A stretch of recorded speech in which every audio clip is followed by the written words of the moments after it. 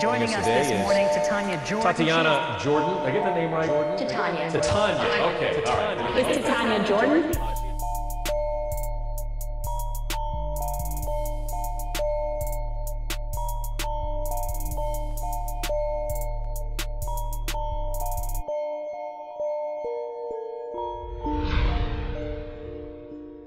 All right, welcome everybody to a very special edition in a new locale of Connect. I'm here with Doug Hurley, who is the Director of Workplace Ministry for North Point Ministries.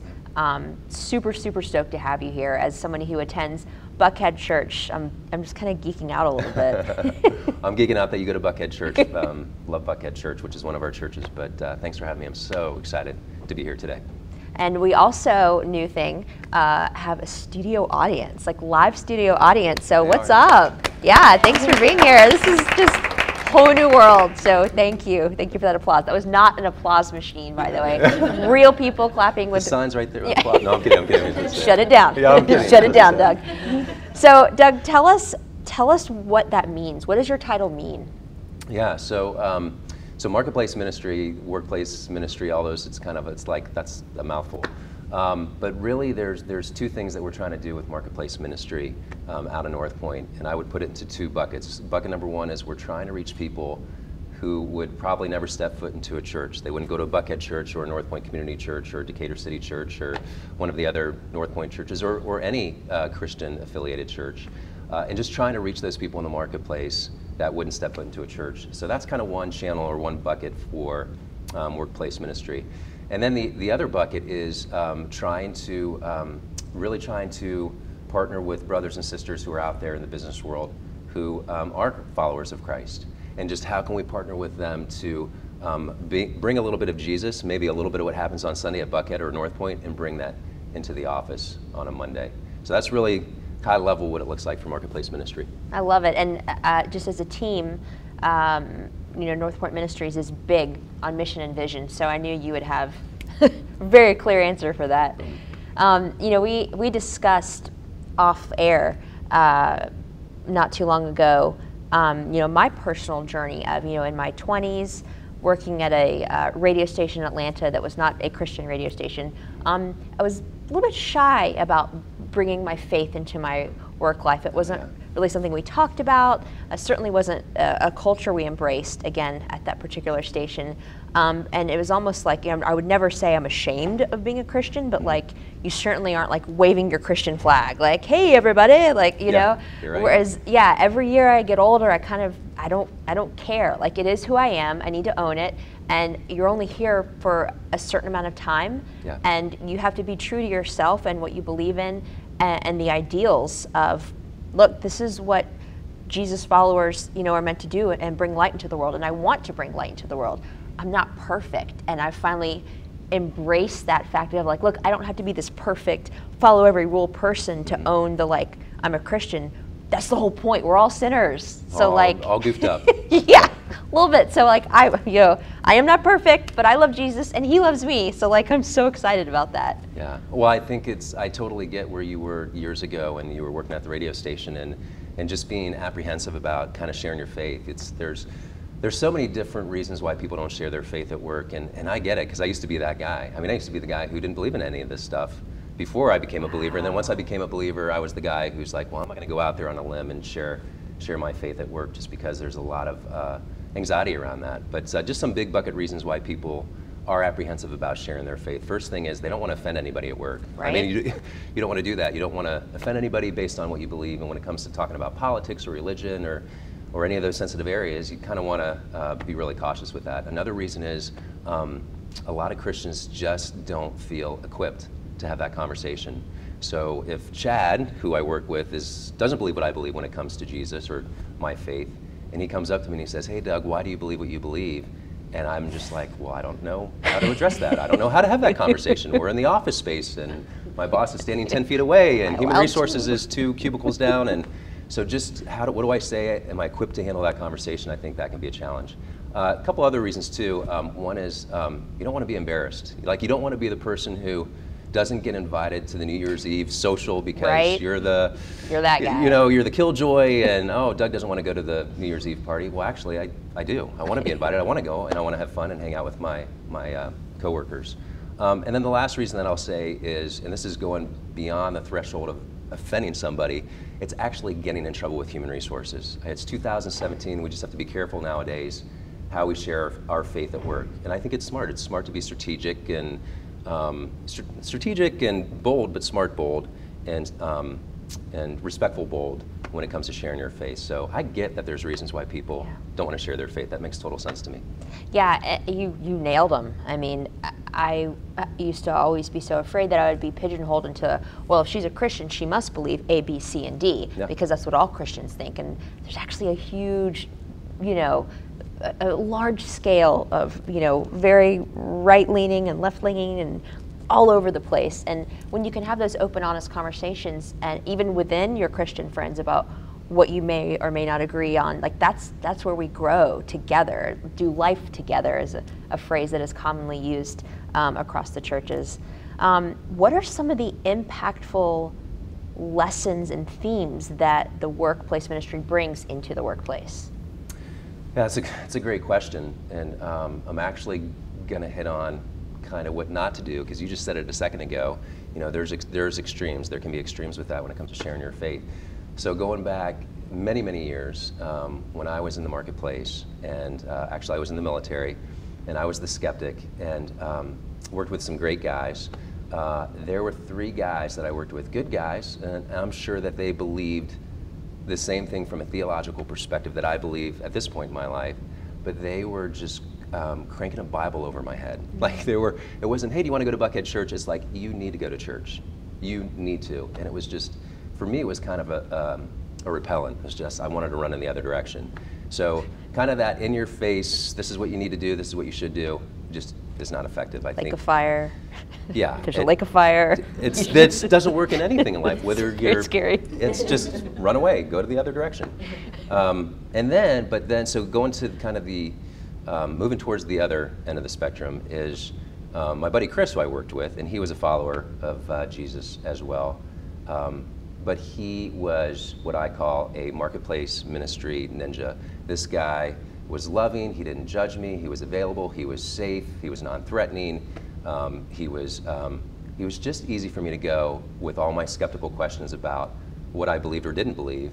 And he just invested in me, and really out of the gate, he just built trust in the relationship. So we built a friendship, which enabled me, after 4 years of that friendship, approaching him based on his walk, saying, okay, I'm curious, why do you believe what you believe? And that approach, instead of in your face, trying to direct somebody, trying to tell somebody that they're wrong, was just, it was so impactful for me. And he had such a positive influence in my life. So after that first time that I asked him that question, 4 years deep into our friendship, we sat down for 2.5 hours, and he shared with me just why he believed what he believed. And he wasn't trying to win any arguments, he was just sharing why he believed what he believed from a theological or faith-based perspective. And that was pivotal for me in taking my next step and getting curious and reading more and studying more and having deeper discussions with friends of mine who were believers. And eventually, 1.5 years later, I finally made that move, and I'm like, okay, I think I believe in this.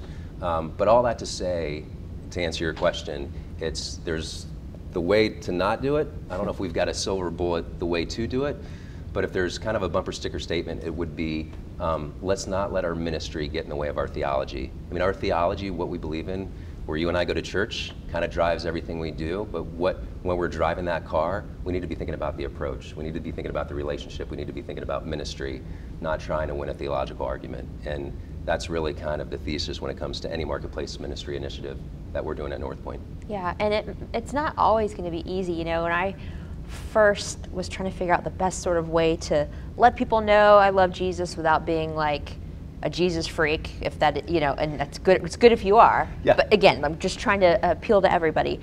I went through a bunch of different iterations on my website and business cards. At one time, I just had John 3:16 written on my business card, and just kind of shyly slid it to my friend, and he was like, oh my gosh, you're like the guy that holds up the sign at the Braves game, and I was just like, you're like, it's in 6 font, how do you even see it? I know, it's like 5.5, I was like, oh, it just hurt, and I totally clammed up, shut down, like pushed my pizza aside, and I was just like, this is not cool. And I know that there are Christians being persecuted across the globe. Like, that's very minimal. Yeah. But still, like, you know what? You're going to get pushed back. And if you're watching, you know who you are out there. Like, I love you, and I think that deep down inside, you might just want to know Jesus. So. Oh, the friend that gave you a hard time about the business card? Yeah. I want to have a conversation with that guy. Like, I think there's room in your heart for that love. So, but for those people who might be put into uncomfortable positions and aren't super confident about why they believe what they believe,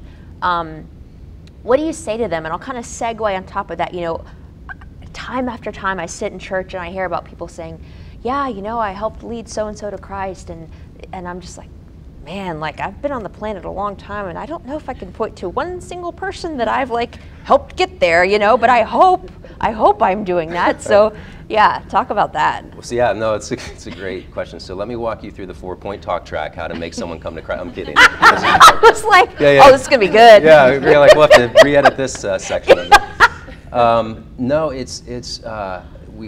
we teach this so much to our lay leaders that are in the church, and it's not just within the marketplace ministry that I'm doing with my team, but it's also with Starting Point, with community group leaders, men's group leaders, women's group leaders, divorce care. I mean, really any ministry that we have at North Point.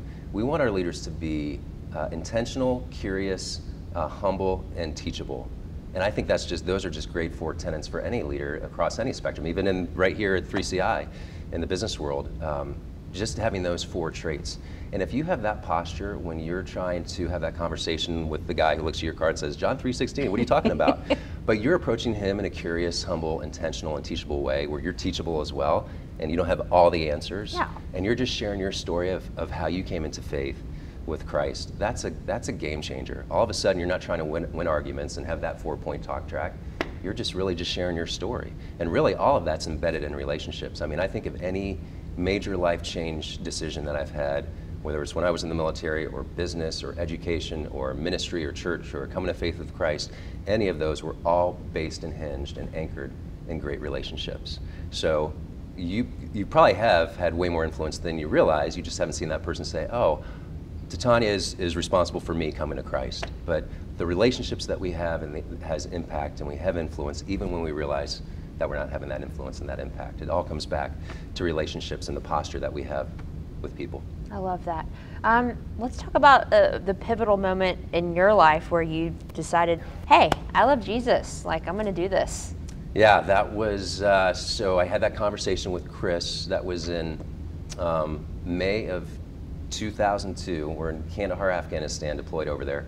Wow. And he, again, I approached him after 4 years of a friendship, and I said, all right, man, I'm curious.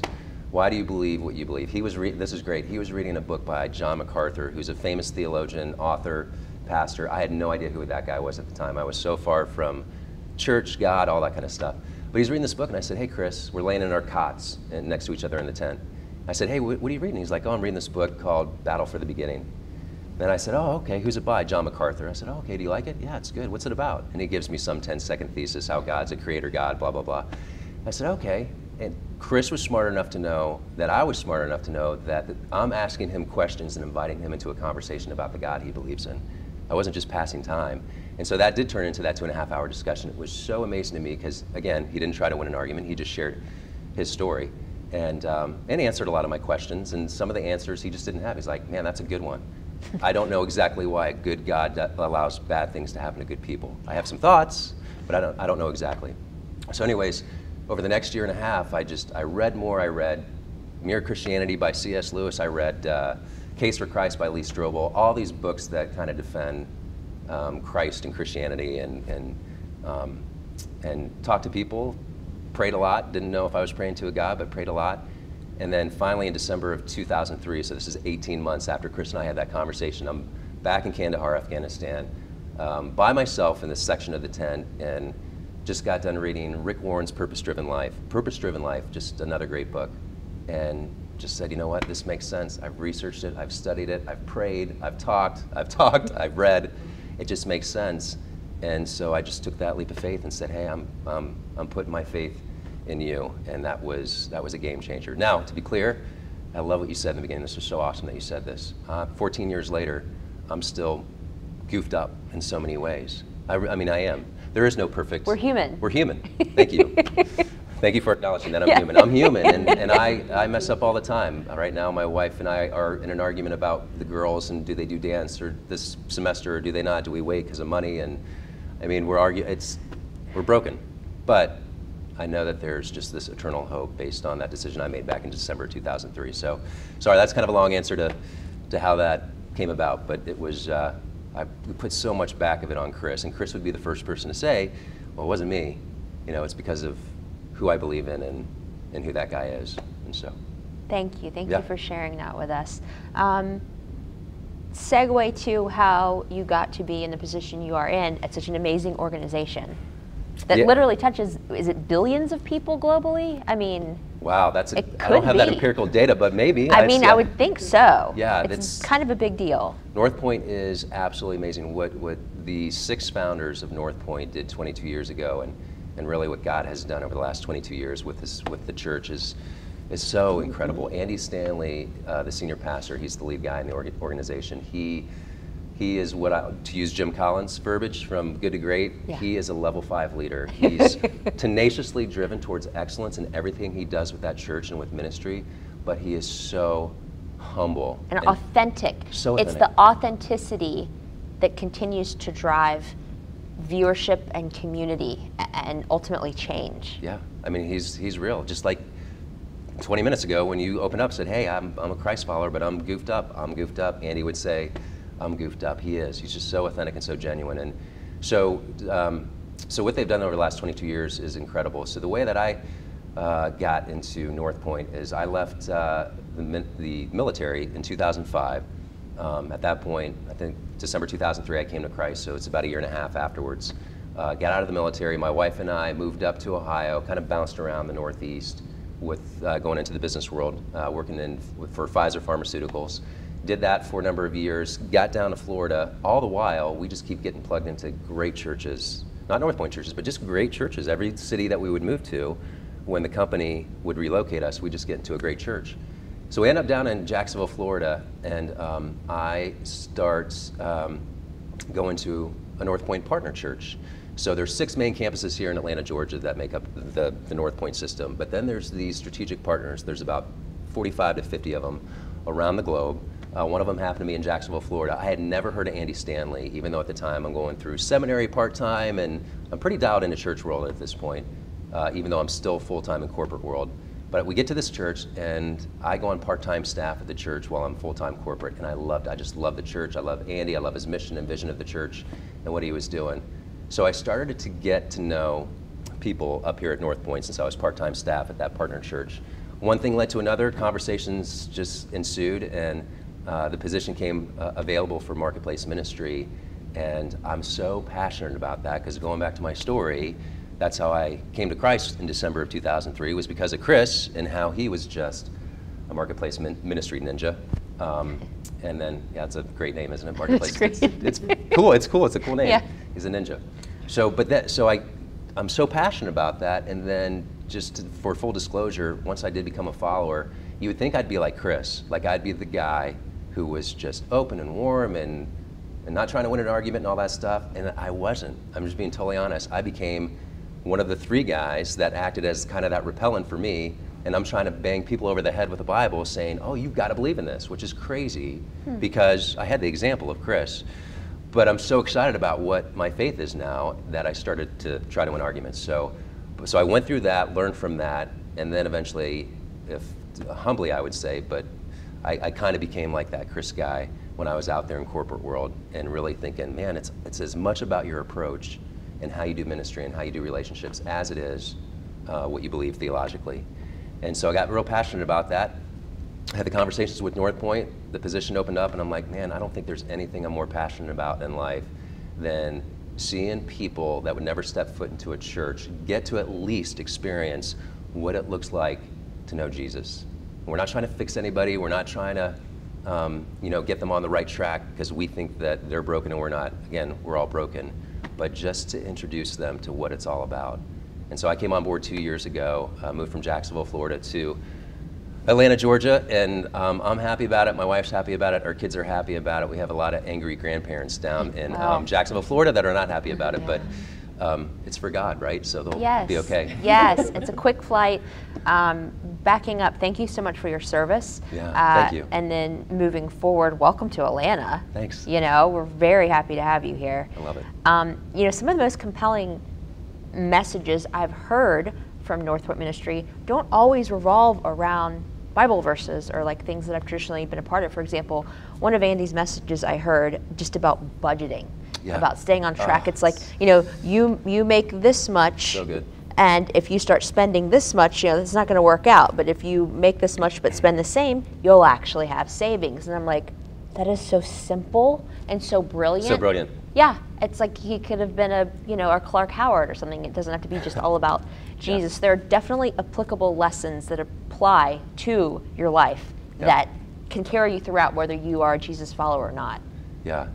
You hit the nail on the head. I think the vast majority of the messages that he is delivering, the vast majority of the content and the vast majority of the messages are really just great life application, practical application stuff, such as how do you better manage your finances. I think that the message you're talking about, it's such a good one, comes from the series Breathing Room. It's a 4-part series. Yes. There was a third message, and it was around finances, and it was so good, and it really redirected the way that my wife and I manage our finances and do our budgeting and all that kind of stuff. But at the end of the day, when people come into the church, yeah, we want them to get to know Christ, but we also want them to get better at life.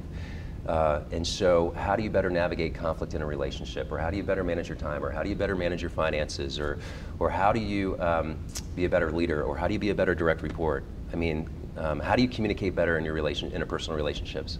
All those things are just great things that I feel like North Point and Andy is so good at teeing up.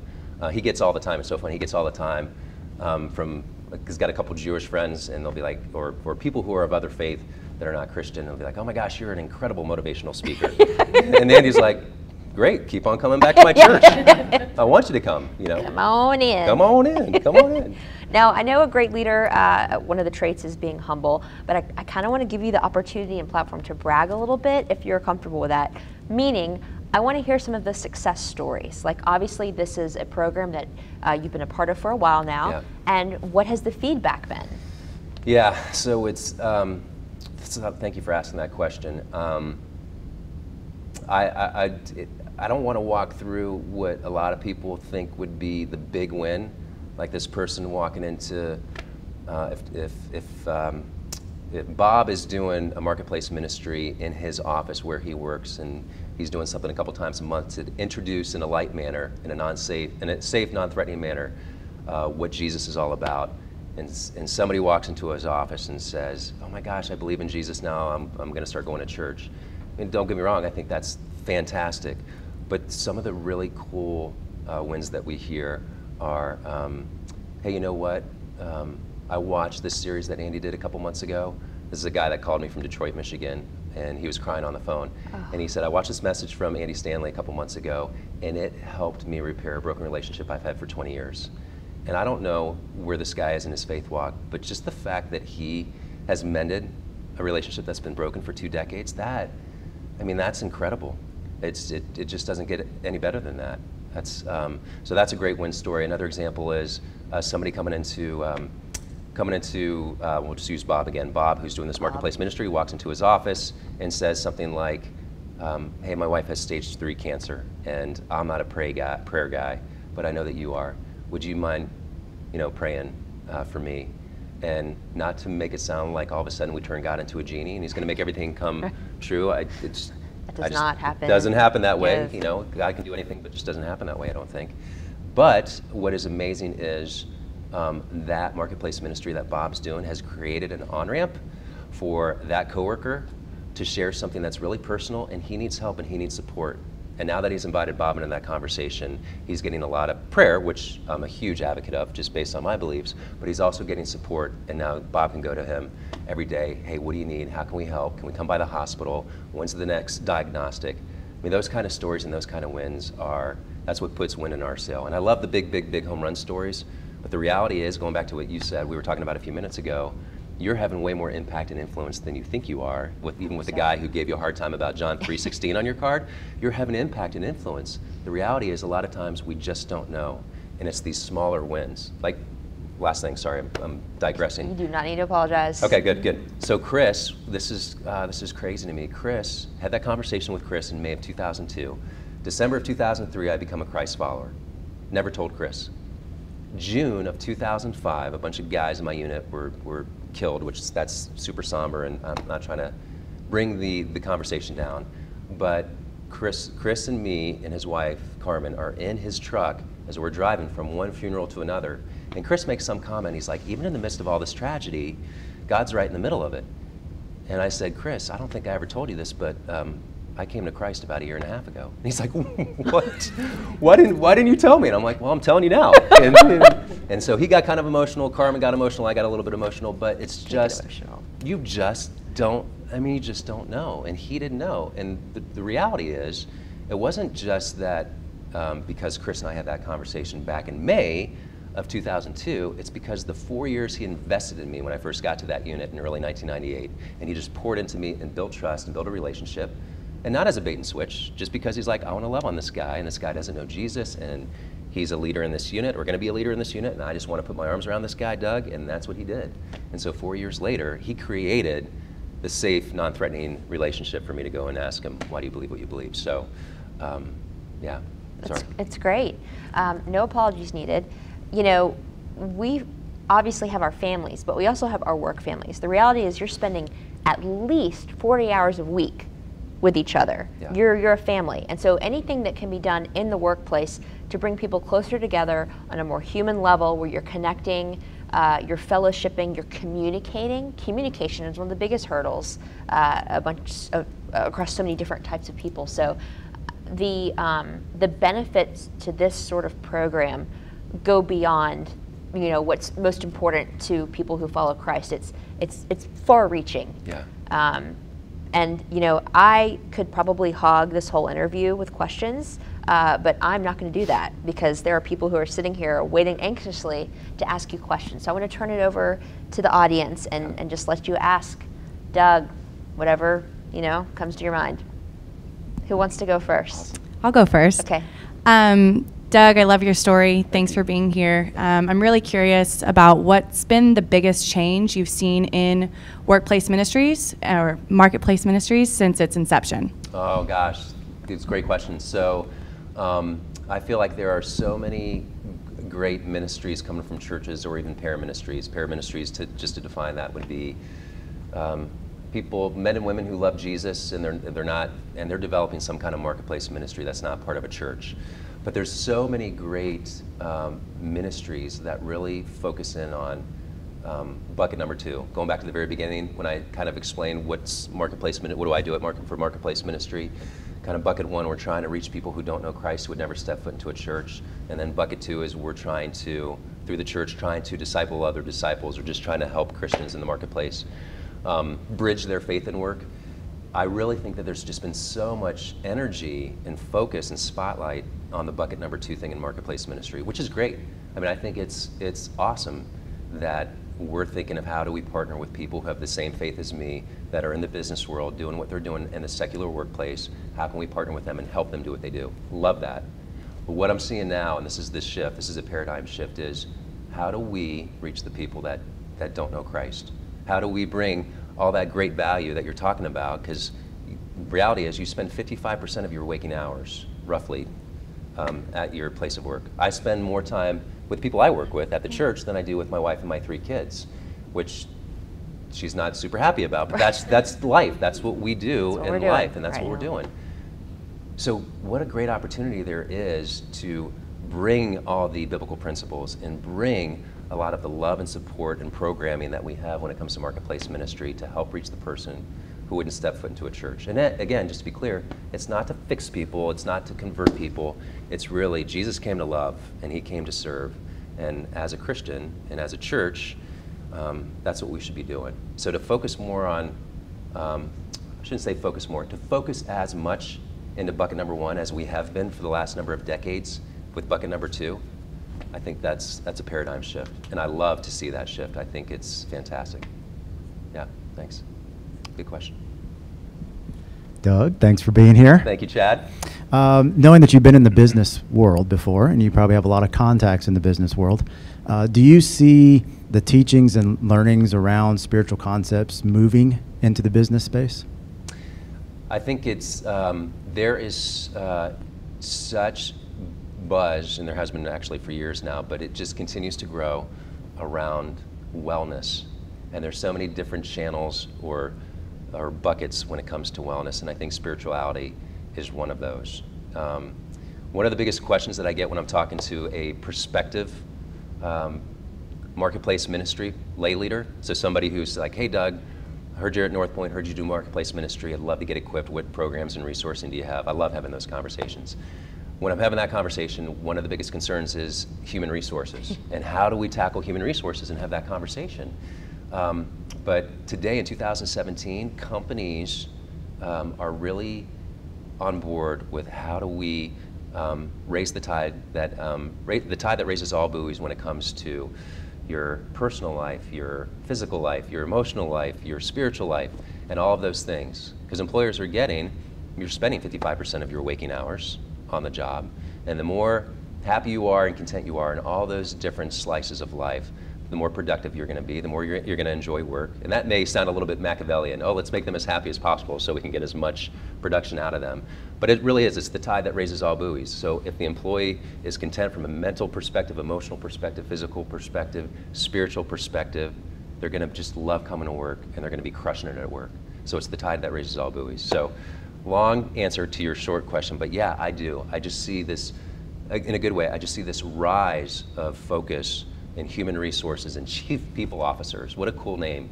You know, C-level now, it's not human resource, it's chief people officers. They're focused on the culture and the wellness of all their employees. I think it's fantastic. So, yeah, great question. Do we have other questions? Because if not, I've got questions for days. I want to talk about the loving one another aspect. You know, that's a theme that you can continually iterate upon and focus on. And on top of that, Andy said something brilliant not too long ago. It's not necessarily do unto others as you would have them do unto you, but do unto others as they would have done unto them. It's like if you can just put others first, think about others. At 3CI, we have everybody take a Colby test so that we know how to best talk to them and work with them. For example, my follow-through, not so great. My quick start, super up there. Focus on your strengths. Yes, yes.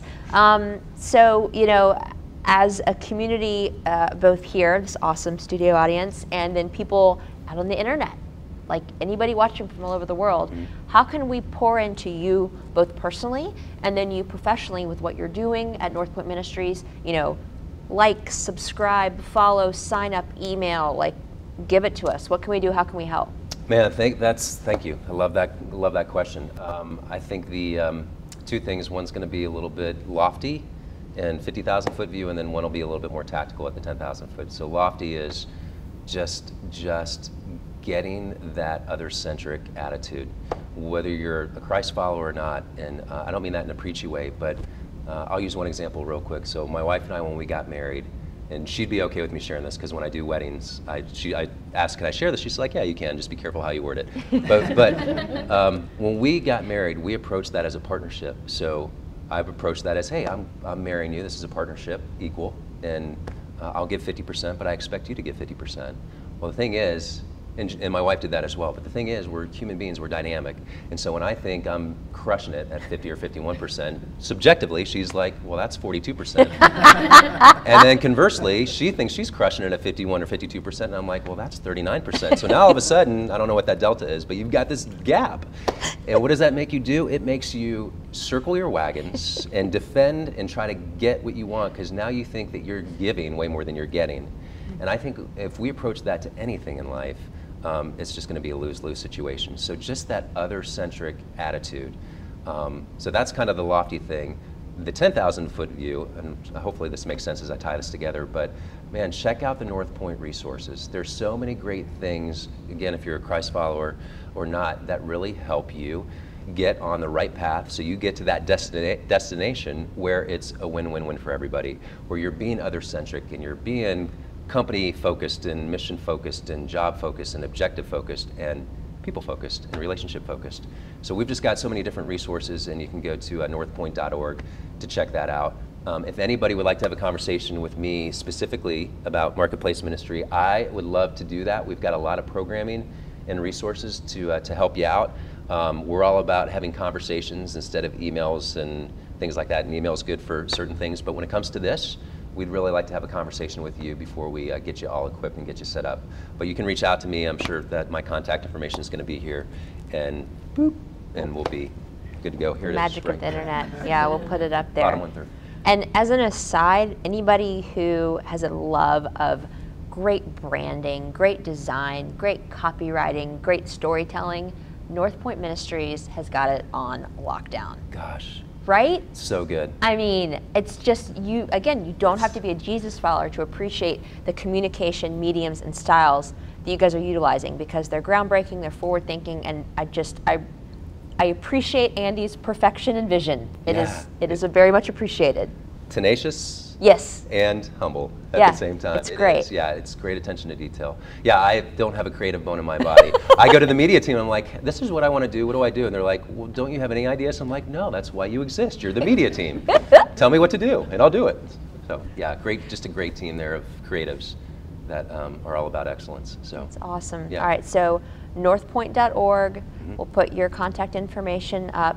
Doug Hurley, thank you so much for your time for our inaugural space with the live studio audience. I love and the live studio audience. This amazing wooden structure built by Chad here. Got to give you a shout out because you're just super talented. Props for Chad. Props for Chad. Well done. Yep.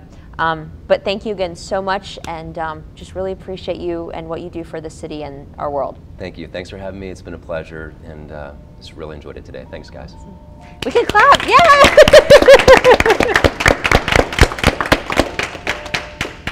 Cool.